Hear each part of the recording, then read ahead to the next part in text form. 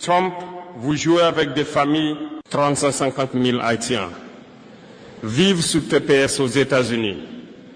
350 000, ce ne sont pas des chiffres, ce sont des mères, des pères, des enfants nés sur le sol américain, des travailleurs, des infirmières, des chauffeurs, des étudiants. Et vous osez transformer leur existence en débat électoral. TPS n'est pas un privilège, c'est une nécessité. Quand Haïti brûle, quand Port-au-Prince est pris en otage, quand les gangs contrôlent les routes, quand les hôpitaux ferment, quand les écoles disparaissent, Trump, comment osez-vous parler de renvoyer des gens dans cet enfer? Ce n'est pas une politique, c'est une condamnation. Vous dites America First, mais où est l'humanité? Vous parlez de loi, vous parlez de frontières, vous parlez d'ordre. Mais la justice, Trump, la justice exige une conscience. Expulser un peuple vers le chaos, ce n'est pas de l'ordre, c'est du mépris. La diaspora haïtienne vit dans la peur quotidienne. Savez-vous ce que cela signifie, Trump? Chaque matin, des familles se réveillent avec une question. Est-ce que demain on sera expulsé? Des enfants demandent, maman, est-ce qu'on va être séparés? Et vous, à Washington, vous appelez cela une décision administrative.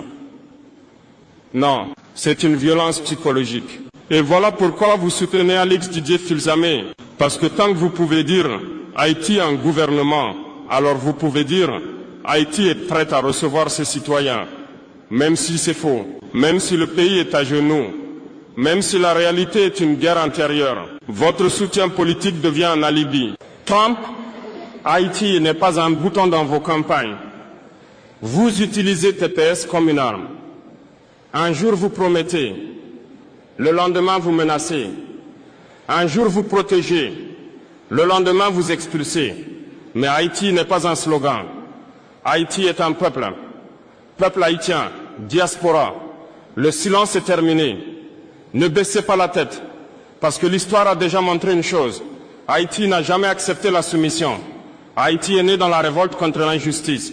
Et cette flamme vit encore. Trump, ne jouez pas avec Haïti. Ne jouez pas avec TPS. Ne jouez pas avec la dignité d'un peuple. Parce qu'un peuple humilié finit toujours par se lever. Monsieur Donald Trump, maintenant parlons du sujet que tout le monde évite. Tout le monde dit Haïti est contrôlé par les gangs. Oui, mais moi je pose la vraie question. Qui a rendu cela possible? Parce que les gangs ne sont pas une fatalité. Ils sont un produit. Ils sont le résultat d'un système. Les gangs ne sont pas apparus par magie. Trump, les gangs ne sont pas tombés du ciel. Ils ne sont pas une culture haïtienne. Ils ne sont pas une malédiction. Ils sont le fruit de l'abandon de l'État, la corruption, la pauvreté extrême et surtout la circulation des armes. D'où viennent les armes, Trump? Soyons sérieux. Les gangs haïtiens ne fabriquent pas de fusils d'assaut. Ils ne produisent pas de munitions. Ils ne construisent pas des armes de guerre. Alors je vous demande, d'où viennent ces armes? Elles viennent de l'extérieur. Elles viennent des réseaux internationaux. Elles viennent du trafic souvent depuis la Floride. Et tout le monde le sait. Alors pourquoi cette hypocrisie? Vous créez l'incendie, puis vous venez jouer aux pompiers. Trump, vous regardez Haïti brûler. Et ensuite vous envoyez des navires. Vous envoyez des avions. Vous parlez d'intervention. Mais le peuple haïtien n'est pas dupe. Quand on laisse entrer les armes, quand on ferme les yeux sur les réseaux, on nourrit le chaos, puis on arrive en sauveur. C'est un cycle colonial moderne. Les gangs sont une industrie du chaos. Le chaos rapporte. Il rapporte à ceux qui ont des armes, vendent les armes, financent les milices, utilisent la violence pour contrôler la politique, profitent du désordre pour piller. Haïti est devenu ici un marché de l'instabilité. Et pendant que certains s'enrichissent, des politiciens l'utilisent, des élites le financent, des puissances ferment les yeux, des armes circulent librement. Le gang est un symptôme. Le gong n'est pas la racine.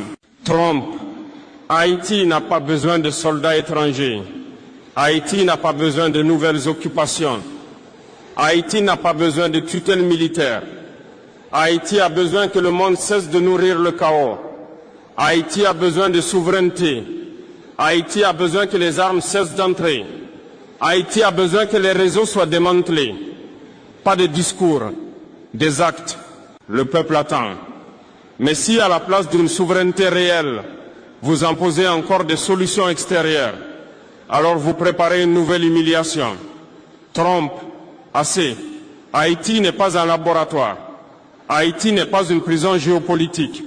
Haïti est une nation debout dans l'histoire. Peuple haïtien, ce que vous vivez n'est pas une fatalité. C'est un sabotage.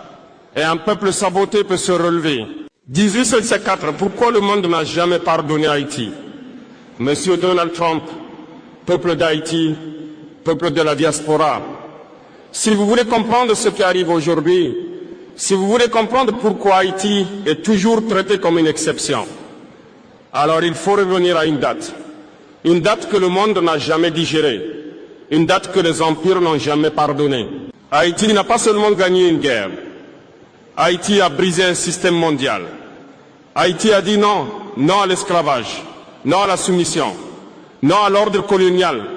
Haïti a prouvé que l'homme noir n'était pas né pour obéir. Haïti a prouvé que l'empire pouvait tomber. Et cela a terrifié le monde. Le monde a puni Haïti pour avoir été libre. Trump, soyons honnêtes, Haïti n'a pas été punie parce qu'elle a échoué. Haïti a été punie parce qu'elle a réussi, parce qu'elle a donné un exemple dangereux. Un peuple noir peut se libérer. Alors ils ont décidé, ce peuple doit payer. La dette imposée, le crime silencieux. La France a exigé une rançon, une dette pour avoir osé être libre. Imaginez l'absurdité. Un peuple sorti de l'esclavage qui doit payer son ancien maître pour sa liberté. C'est l'un des plus grands crimes économiques de l'histoire moderne. Cette dette a étranglé Haïti pendant plus d'un siècle.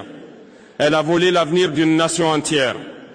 Haïti a été isolé, étranglé, saboté. Les puissances ont fait une chose simple. Elles ont isolé Haïti. Elles ont refusé de la reconnaître. Elles ont empêché son commerce. Elles ont voulu faire d'Haïti un avertissement.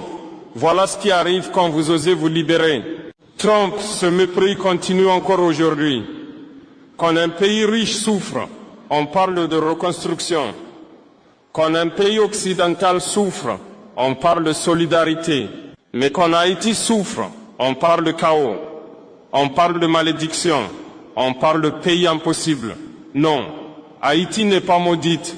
Haïti est ciblée. Haïti est punie pour son audace historique. Voilà pourquoi Haïti dérange toujours.